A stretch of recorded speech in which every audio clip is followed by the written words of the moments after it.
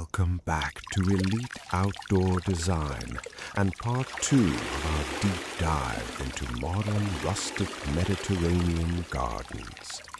If you missed part 1, make sure to check it out on the channel. Today, we are analyzing 2 more incredible outdoor spaces, breaking down the design choices and looking at the realistic maintenance behind these beautiful builds. Let's jump straight into the first picture. Right away, visually, this outdoor sink area is an absolute masterpiece of texture. The way the designer embedded that intricate, vibrant blue and white Moorish tile directly into a massive, rough-hewn block of natural light stone is brilliant. It perfectly captures that exact rustic yet refined aesthetic we are always looking for. I also highly approve of the wall-mounted brass faucet. Using living finishes like raw brass outdoors is a great choice because it will develop a beautiful natural patina over time as it weathers. Also, the styling here is spot on. Having terracotta pots filled with fresh rosemary and lavender right at your prep station is both beautiful and functional.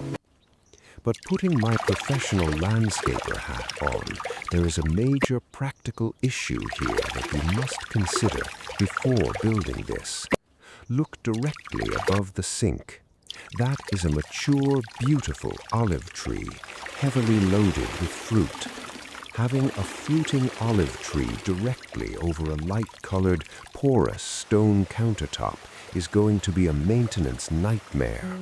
Ripe olives will drop, they will get squashed, and those dark oils will permanently stain that natural stone. Not to mention, you will be constantly fishing leaves and debris out of your drain. It makes for a breathtaking photograph, but for a real-world, low-maintenance build, I would strongly advise planting the olive tree a few feet away or using a solid pergola structure over the actual prep zone to protect your stone. Let's move on to our final design for today. Now this is a space that absolutely bursts with life. It leans heavily into a traditional Spanish or Mexican courtyard aesthetic, and visually it is incredibly warm and inviting. The exposed red brick base is timeless, and the styling is fantastic. The overhead pergola with the string lights, the hanging pottery, the bundles of dried chilies, and those vibrant potted geraniums and bougainvillea everywhere. It all creates a space where you instantly want to sit down and spend hours hanging out.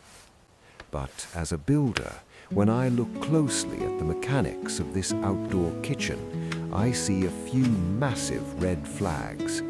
The biggest issue here is the countertop material. They have used thick, rustic wood planks for the entire surface. While it looks incredibly charming, putting an unshielded, open-flame charcoal grill directly into a wooden countertop is a major fire hazard. Over time, the intense heat will dry out, scorch, and potentially ignite that wood. At the very least, there needs to be a heavy, insulated fire brick or steel barrier between the grill and the wood.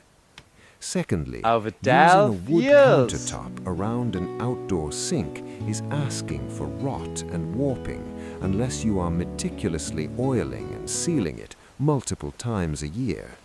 Water will sit on that surface and it will eventually degrade.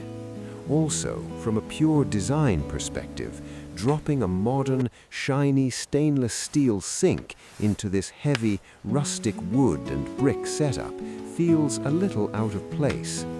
A hammered copper or a carved stone sink would have elevated this and kept the old world illusion perfectly intact.